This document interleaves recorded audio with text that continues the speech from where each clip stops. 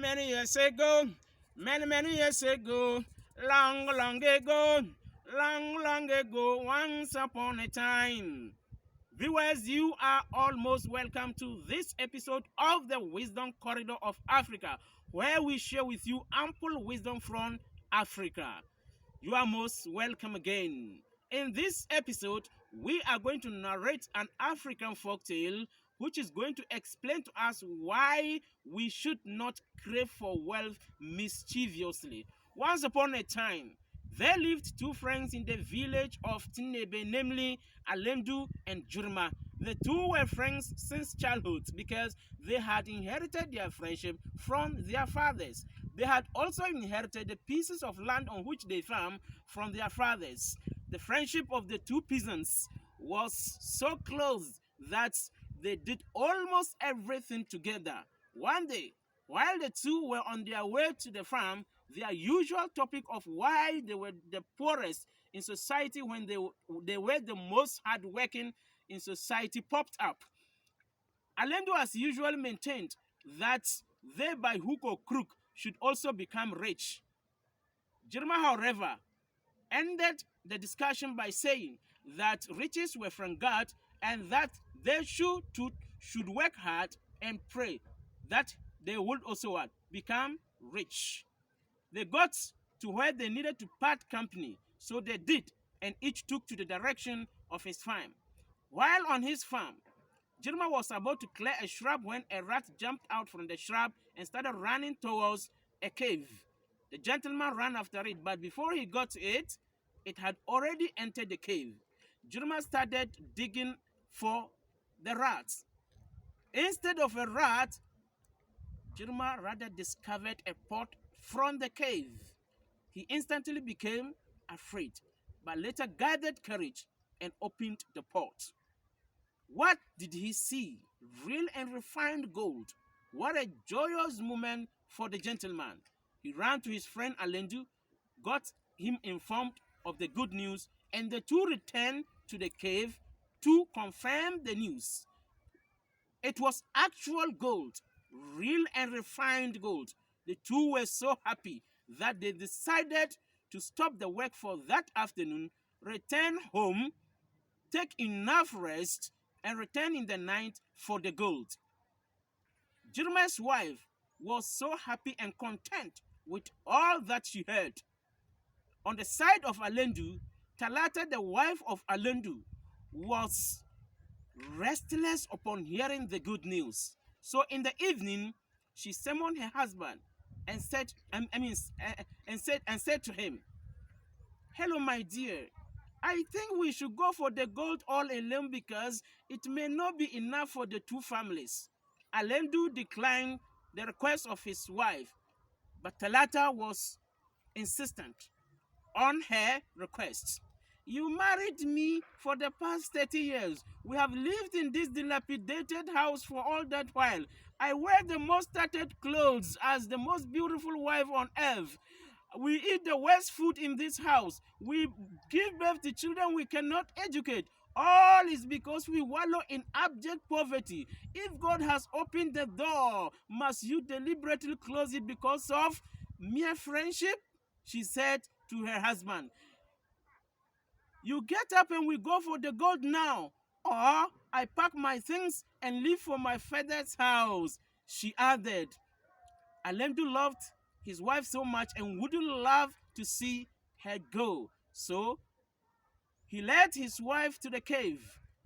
And when Talata saw the gold, she was overwhelmed with happiness and joy. So she started singing and dancing around the cave. "Alendu Mobieko, Alendu Mobieko, Alendu Mobieko, Mobieko, Mobieko." And the meaning of the song is, "Alendu man has come, Alendu man has come, Alendu man has come." Then Alondi could not sit aloof and look at his wife dance all alone. So he joined the wife. "Talata Mobieko, Talata Mobieko, Talata Mobieko, Mobieko, Mobieko, Alendu Mobieko, Mobieko, Mobieko, Alendu Mobieko, Talata, Talata, Talata Mobieko, Mobieko, Mobieko."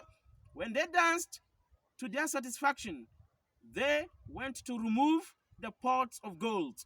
Lo and behold, the pots became two instead of one.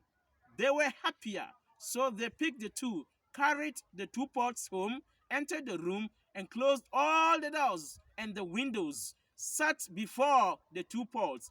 And before they could open, Talata had to address the two pots, saying, "You two pots of riches, you are most welcome to this house. In your absence, we had lived in abject poverty, but in your presence now, we shall raise the highest, mansion in the world, and we will call it the mansion of Queen Talata. In your presence, we will employ the services of hundreds of servants, and they will be called the maidens of Queen Talata. In your presence again, we are going to buy the most expensive cars, and we will inscribe on each of them the horse of Queen Talata. In your presence, you two pots of riches, we are going to educate our children to the highest level of education, and they are going to become the most important personality in the world, and they will be referred to as the sons and daughters of Queen Talata. My husband in your presence is going to be the most handsome man on earth now, and he will be called the husband of Queen Talata." Hey, hey, hey! She laughed. Ho, ho, ho. Alendu added, the two now decided to open the big pot first. Talata opened it slowly, hoping to see gold. What did they see? Bees flew out from the pot and attacked the two. They stung the two till both went on coma for hours. When they recovered, they believed that once gold could turn into beads, the smaller pot where they saw the gold could also be beads. So they decided to send the small pot to their friends to also taste this ordeal. So the two carried the small pot to the house of Jirma, and his wife sneakily opened the door and threw the pot into the room and ran back. Frightened by the sound of the pot, Jirma decided to go out to see what was happening. Lo and behold, he saw nothing but the broken pieces of the very pot they saw in the cave, with scattered pieces of the shiny gold, scattered across all the room. What a moment of joy! He exclaimed and called his wife to come and join him celebrate. They celebrated as they gathered the pieces of gold. The next day, they discovered that their friends had plotted against them in their quest to become rich. So they abandoned them and started rich life. Later on, Alendo and his wife had to go back, apologize, and their apology was accepted. So Jeremiah and his wife shared with them the riches, and the two families started a good life. The end of the story. Now, what have we learned from this story, ladies and gentlemen? One, we have learned not to be selfish. Why? Mostly selfish people lose than they gain. Look at the story of Alendu and the wife. They were so selfish that at the end of the day, they were to lose all the wealth. But they were wiser to what? To go to apologize. Had it not been the acceptance of the apology, they would have gone what? Poor, or they would have continued with their poor life. And that is how what selfishness can do in our life. So let's eschew selfishness. Secondly, you see, advice is good, but we should be selective. If somebody gives you a piece of advice that is not good, you should be bold enough to what? To oppose or to decline. No matter what the relationship is in between you and the one giving the advice, if the advice is no good, you should not allow the fellow to impose it on you, like Alendu's wife did to Alendu. Look at the end of it. It brought what? Disgrace and disappointment to the two. Finally, we should learn to apologize. No matter what, if you go wrong, be humble enough to go back and apologize. Had it not been the apology of Alendu and the wife, they would have what? Lived continuously in their poverty forever. But look at what happened. They apologized and it was accepted, and they what? Got their share of the gold. So they also lived in happiness.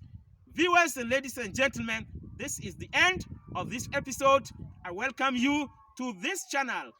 Join the channel by subscribing to the channel for more wisdom from the Wisdom Corridor of Africa. My name is Luri Samad. Thank you and bye.